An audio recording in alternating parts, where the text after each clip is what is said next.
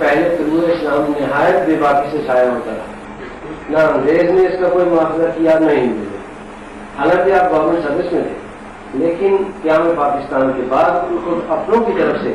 اس پر پابندیاں عائد کرنے کی تدابیر سوچی جا رہی تھی۔ یہ کون حضرات تھے اور اس تدابیر کا کیا نتیجہ نکلا؟ یہ تو اب تک راز ہی چلا آ رہا ہے، اس راز سے بھی آپ پردہ اٹھائیں۔ بات کو راضی رہنے دیجیے، لیکن میں سمجھتا ہوں کہ اس سے پہلے یہ باتیں آپ یہ جو راز ہیں ان کی نقاب کشائی میرے ہاتھوں سے نہیں ہوتے دیکھی ہوگی، اس کی ایک وجہ تھی۔ آج میں اس لیے اس چیز کو بیان کر رہا ہوں کہ وہ جو حضرات اس میں ملوث تھے یا اس سے متعلق تھے وہ اب دنیا میں نہیں ہیں، یہاں سے جا چکے ہیں، اس لیے یہ بات جو ہے یہ کہنے میں کوئی بات نہیں ہونا چاہیے۔ یہ کون حضرات تھے اور یہ کیا واقعہ تھا، اس افسانے کی تمہید جو ہے وہ اس سے زیادہ دلچسپ ہے ڈاکٹر صاحب، وہ واقعہ ہے، اور میں سمجھتا ہوں کہ آپ اس سے معذور ہو جائے اگر میں وہ تمہید بھی پیش کروں اور پھر اس کا شان نزول بھی عرض کروں۔ یہ واقعہ ہے صدر ایوب خان مرحوم کے دور کا، اور مقام ہے ایوان صدر، پریزیڈنشل ہاؤس۔ میں پہلے عرض کر دوں کہ صدر مرحوم، میں کیا عرض کروں، تعلقات ان سے کہوں، مراسم کہوں، وہ بہرحال میرے ساتھ شفقت سے پیش آتے تھے۔ وہ میری قرآنی فکر سے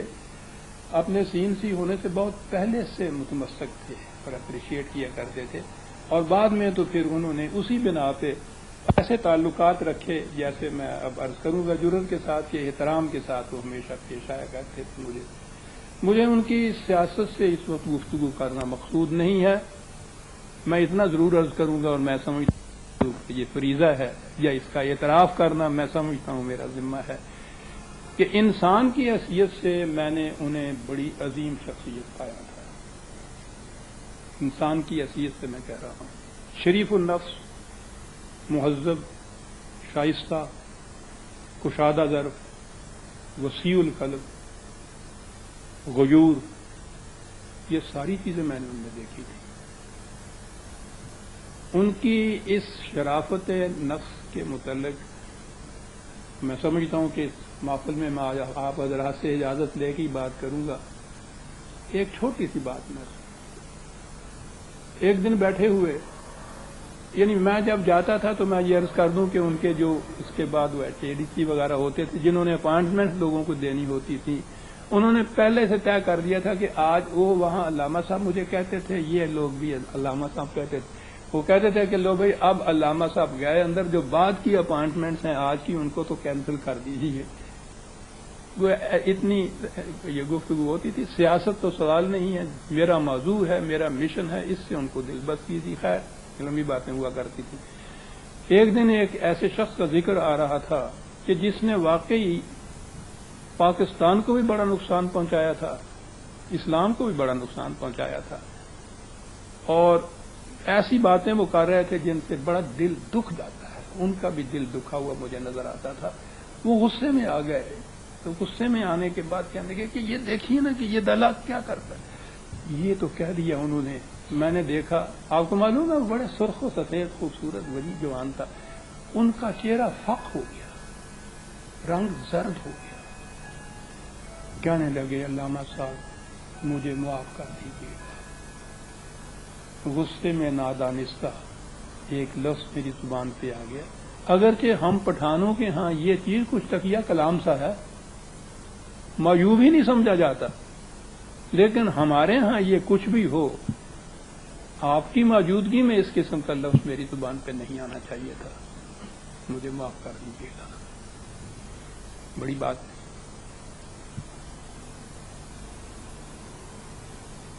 جس واقعہ کا میں ذکر کر رہا ہوں اس شام کو خواجہ شہاب الدین مرحوم بھی وہاں بیٹھے ہوئے تھے۔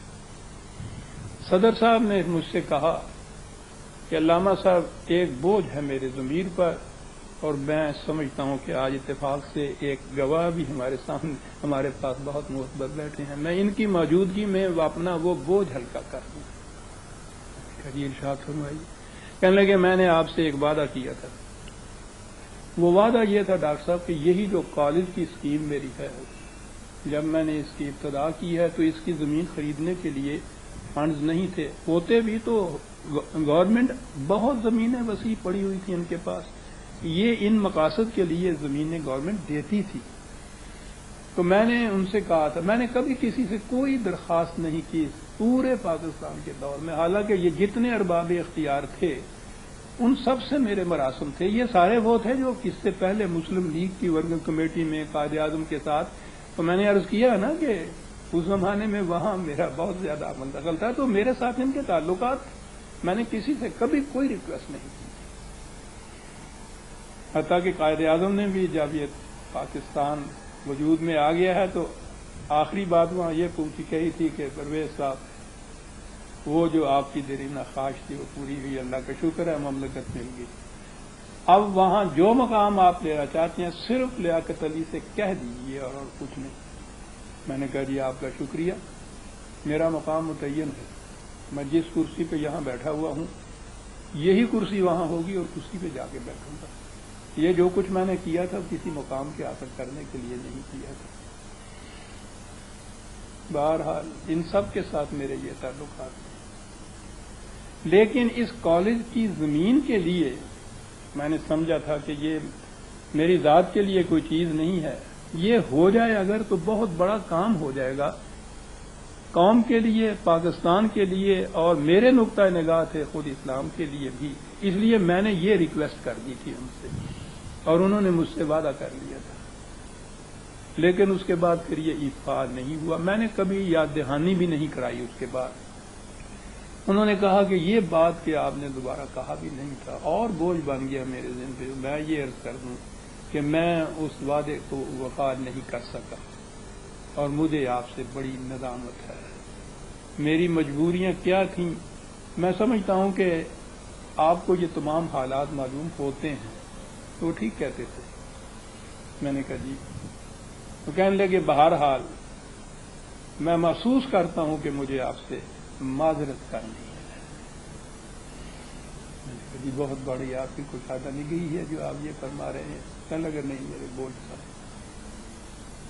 اور کیونکہ آپ کہتے ہیں میں محسوس کرتا ہوں کہ آپ کو میری مجبوریوں کا علم تھا، اس لیے میں زیادہ تفصیل میں نہیں جانا چاہتا۔ میں نے کہا جی بالکل اپنے ضمیر سے اس بوجھ کو ہٹا دیجیے، بات ختم ہوئی۔ خواجہ شہاب الدین بیٹھے تھے، کہنے لگے جی آپ اتفاق سے آج یہ بات چھڑ گئی اور آپ نے معذرت کر کے اپنے ضمیر کے بوجھ کو ہلکا کر لیا، میرے ضمیر پہ بھی ایک بوجھ ہے اور انہی کے متعلق ہے وہ بوجھ بھی، تو اب مجھے بھی آج جرت ہو گئی ہے کہ میں بھی وہ زبان پہ لے آؤں اور معذرت چاہ لوں۔ آپ نے جرت دلائی صدر سے، انہوں نے کہا، میں نے کہا معلوم نہیں کہ آج کون سا دن ہے، یہ وہ صدر اعظم ہے، یہ وزیر ہیں، یہ انفارمیشن کے وزیر تھے۔ بہرحال میں نے کہا دیکھیے ہوگے، کہنے لگے جی جب پاکستان بنا ہے تو پرویز صاحب سے تو کون واقف نہیں تھا، اس سے پیشتر ہم سب مسلم لیگ ہی تھے، ہمیں معلوم تھا ان کے طلوع اسلام، ان کا مشن، یہ سارا کچھ تھا۔ پاکستان بننے کے بعد یہ ہوم منسٹر اور یہ پولیٹیکل یا یہ جو طلوع اسلام کا مشن تھا یا یہ پرچہ تھا، ان سے متعلق تھا۔ معاف رکھیے اگر میں اس میں غلطی کروں، انفارمیشن کے منسٹر تھے یا ہوم کے منسٹر تھے، دونوں ہی ان کے پاس تھے، ٹھیک ہے۔ کہنے لگے کہ یہاں آنے کے بعد طلوع اسلام جو نکلا ہے 5-6 پرچے اس کے نکلے تھے، تو میں نے یہ محسوس کیا کہ اس پرچے کو بند ہو جانا چاہیے، اور آج میں یہ عرض کروں کہ کیوں محسوس کیا۔ کہنے لگے کہ میں بالکل اس زمانے میں کٹر ملا تھا، آپ کو شاید یہ معلوم نہیں کہ یہ وہاں میلاد پڑھا کرتے تھے بنگال میں، تو کہنے لگے یعنی انہوں نے یہ کہا کہ میں کٹر ملا تھا اور مجھ پہ اتنا اثر تھا، اور پھر اتنا اثر ڈالا گیا ان کی طرف سے کہ آپ اس اثر کی وجہ سے نہ سمجھیے، میں خود محسوس کرتا تھا کہ یہ اسلام کے خلاف جو کر رہا ہے۔ میں نے یہ تحریک کی